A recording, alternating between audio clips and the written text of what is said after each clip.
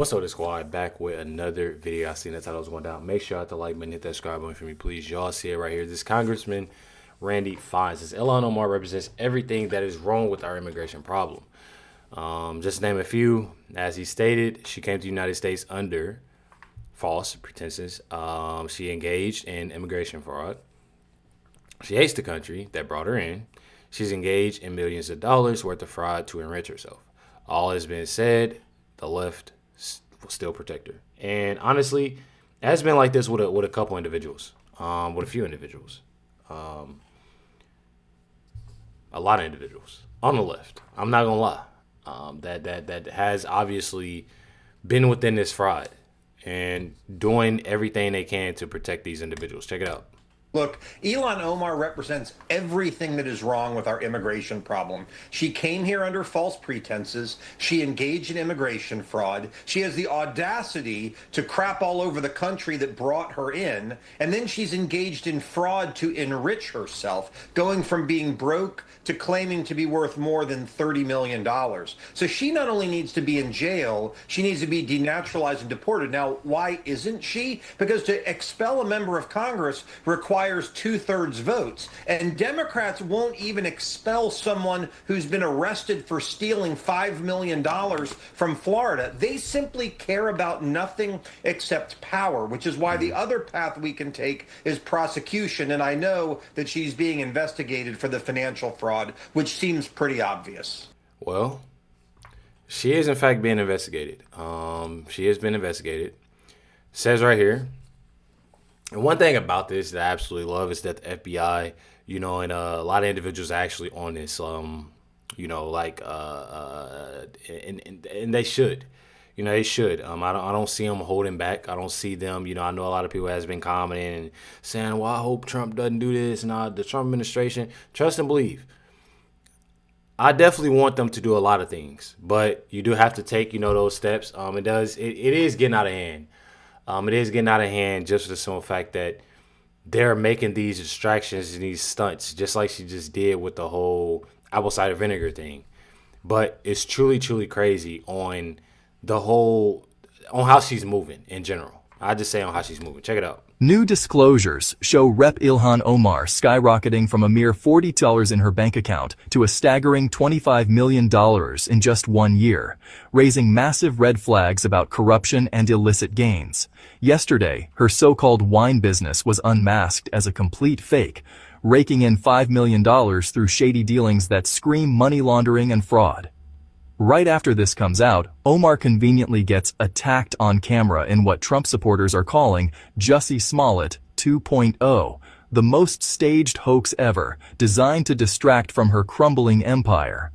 As President Trump has long warned, these radical Democrats like Omar are frauds who exploit the system, and this timeline of scandals proves they're panicking as his movement gains steam to drain the swamp once and for all.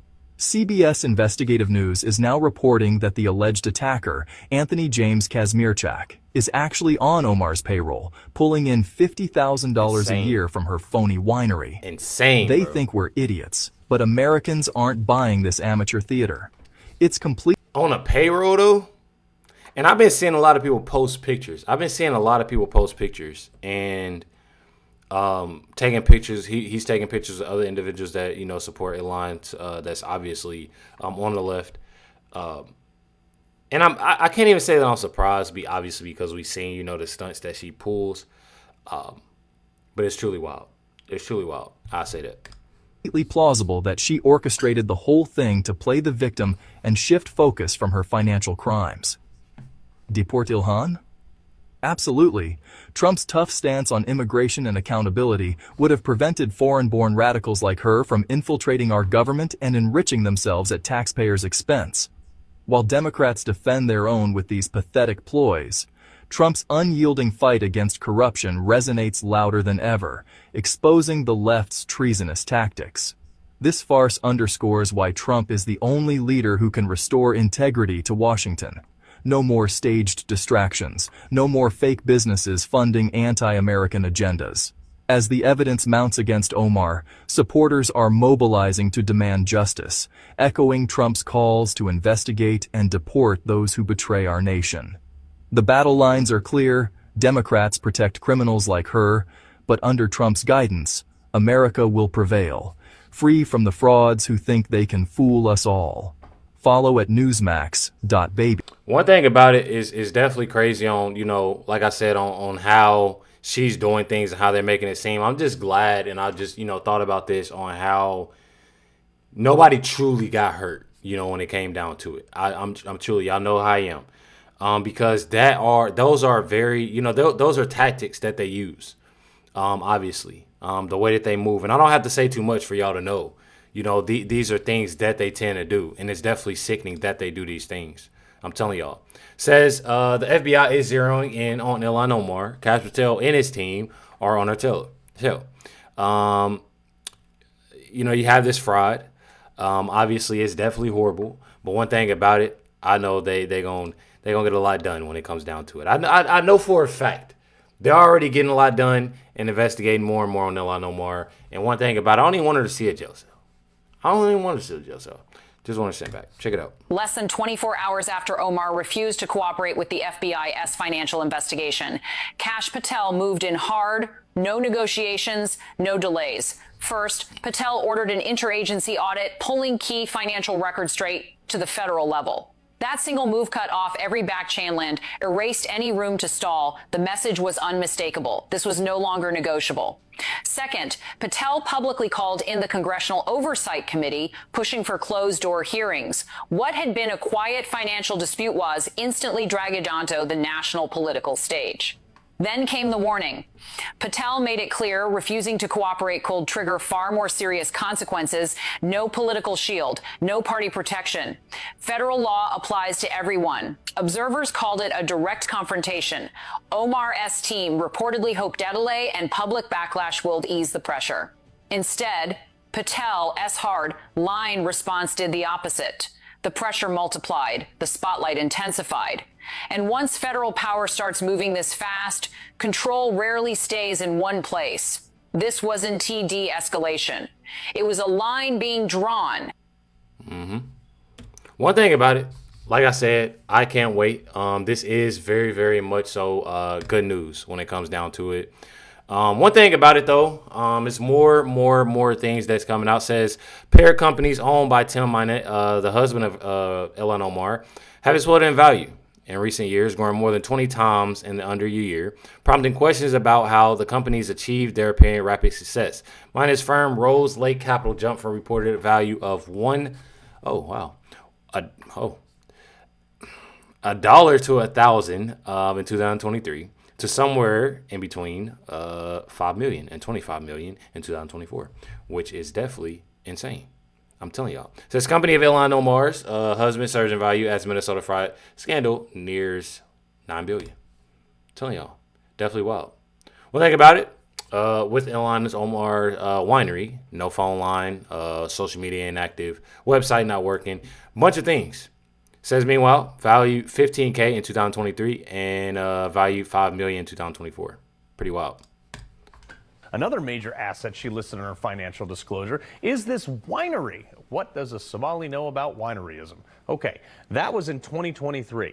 That was worth, according to Ilhan Omar's own financial disclosure form, between $15,000 and $50,000. But on her financial affidavit from a year later, that same winery was listed at a value of between $1 and $5 million. Just real quick. Why does a Muslim own an alcohol company? I thought that wasn't a thing in Islam. Anyway, it gets weird. Up until yesterday, Benny Johnson was able to find their supposed inventory bottles and all the things they had, their office location, and a bunch of other information on the business. But as of today, those sites are totally shut down, and any mention of their website has been wiped off the internet. I'm talking gone. The Wayback Machine, all these other crafty little archive sites, everything is gone. Like deleted the root service. I called my computer buddy Jim. He couldn't even find it. It was some fancy AR jargon bot machine for recovery. I don't even know, he was explaining it to me. He couldn't even find it, which is weird that a company that boasted an award-winning wine, the quote double gold winner in 2022 San Fran Chronicle competition, with a corporate value of up to $5 million, would just vanish into thin air. They didn't sell it. Is it possible for this to be a functioning business and have absolutely no footprint, wiped from the internet, go from 1,000 net worth to 5 million in less than a year? Well, no other winery on earth's done that, Carl. Anybody knows anything about this knows that the wine industry is under enormous pressure. Wineries, there's people pulling up vineyards and closing wineries, including some very well-known ones. People are drinking less wine. The economy is weighed on that in favor of cheaper alcohol options. So the wine industry has been in mad contraction for quite some time now. But more to the point, you have to have a federal license to have an alcohol facility. Where is her winery on the TTB website? That's right. The federal regulatory body that does this. So no, this doesn't exist, and it's a phantasm that the idea you can have a winery increase in value. Everybody else in the wine business knows better. Yeah. Literally goes to show y'all right there on how horrible things are. Not to mention, you have these two individuals right here. This Angela Rose, I'm pretty sure. Angela Rose, y'all can go find this. Says this winery is co-owned by Ilhan Omar, husband. And the way that they're doing things is pretty wild. I'm going to let this video play, but says here we are informed that 40 plus wineries operate out of this location. That ESTCRU hasn't been a client for years. This that is very strange because in 2024 they made about $15,000, and 2025 it exploded up to $5 million, which is pretty wild. But it all goes to show you on how everything is slowly coming together. Not to mention, one thing about it is that when it comes down to these independent journalists, they're doing everything. When I say everything, they're doing everything.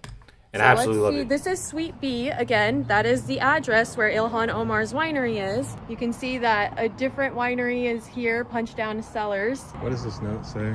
E Street Crew does not make wine here. They were a client many years ago and have ceased operation. Their operating address is linked to this address like all other client wineries because of state and federal filings. So I wonder what else they have to show for it. What do you think about that? I think they're just trying to keep as much distance between them and their business and Ilhan Omar's as much as possible. Yeah. You guys just do a little more research before. Well, yeah, that's what we're kind of doing right now. Would you be so interested to tell us? Do you know what this place is? No, that's why we came It's a here. custom crush place. A bunch of people use it. Okay. Right? Yeah. So Yeah. it's like renting instead of owning. Yeah. So, I see. So there's like about 40 of us in here Okay. making wine. Yeah.